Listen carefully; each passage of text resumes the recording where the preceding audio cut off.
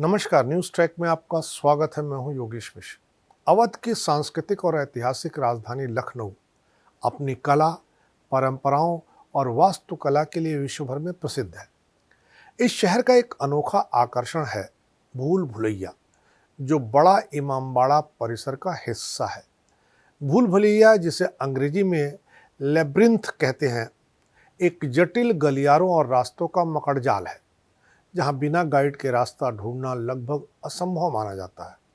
यह न केवल एक वास्तुशिल्पीय चमत्कार है, बल्कि अवध के इतिहास, संस्कृति और नवाबी वैभव का प्रतीक भी है। भूल भुलैया एक ऐसी संरचना है जिसमें गलियारे और कमरे एक जटिल जाल की तरह फैले हुए हैं। इसका अंग्रेजी समानार्थक शब्द लैम्ब्रिथ का अर्थ ही ऐसे रास्तों का जाल होता है जिसमें भटक जाना सहज हो। यहाँ एक महत्वपूर्ण तथ्य स्पष्ट करना आवश्यक है कि भूल भुलैया में कमरों और गलियारों की कोई आधिकारिक प्रमाणित संख्या उपलब्ध नहीं है। इतिहासकारों और स्थापत्य विशेषज्ञों के अनुसार भूल भुलैया में अनुमानतः 100 से 120 छोटे बड़े कक्ष और 200 से अधिक आपस में जुड़े गलियारे हैं, जिन्हें जानबूझकर एक दूसरे के समान बनाया गया है ताकि दिशा भ्रम बना रहे। यही कारण है कि यह स्थान रहस्यमय और रोमांचक अनुभव देता है। भूल भुलैया का निर्माण 1784 ईस्वी में अवध के चौथे नवाब आसफ उद्दौला के शासनकाल में शुरू हुआ। उस समय अवध क्षेत्र भीषण अकाल से जूझ रहा था।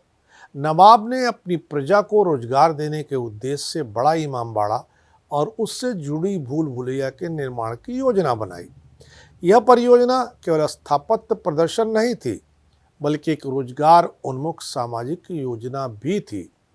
निर्माण कार्य में दो वर्गों की भागीदारी का उल्लेख ऐतिहासिक ग्रंथों में साफ साफ दर्ज मिलता है। रात में कुलीन और संपन्न लोग काम करते थे ताकि उनकी सामाजिक प्रतिष्ठा बनी रहे, जबकि दिन में गरीब मजदूर निर्माण में जुटते थे।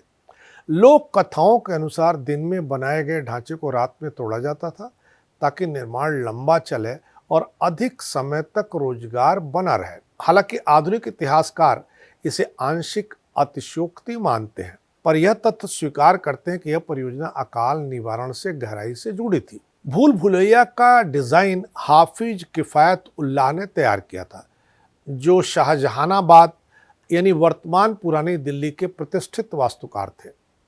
कुछ मत इसे फारसी वास्तुकारों से भी जोड़ते हैं, लेकिन उपलब्ध ऐतिहासिक साक्ष्य किफायत उल्लाह के योगदान की ही पुष्टि करते हैं।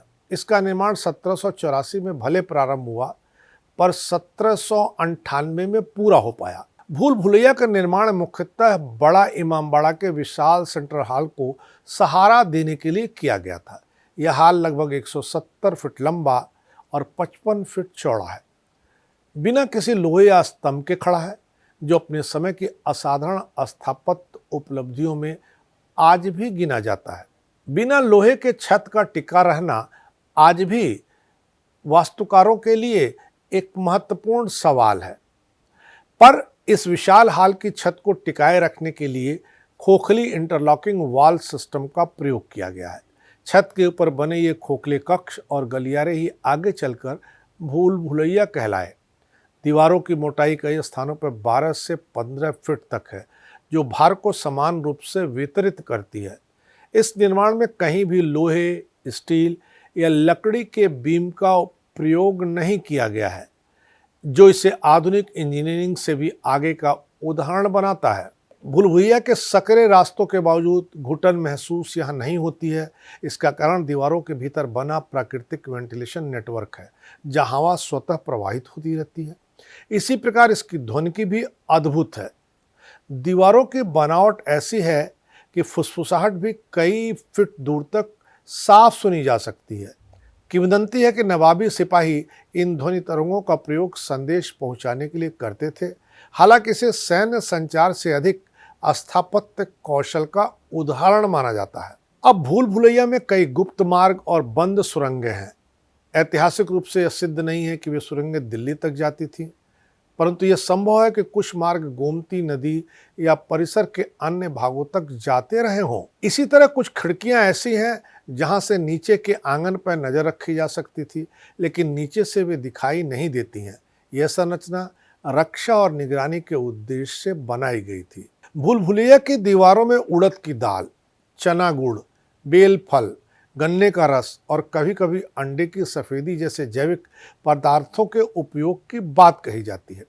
आधुनिक रासायनिक विश्लेषण बताता है कि यह मिश्रण दीवारों को अधिक लचीला और दीर्घकालिक बनाता था, जिससे वे सदियों तक टिकी रह सकें।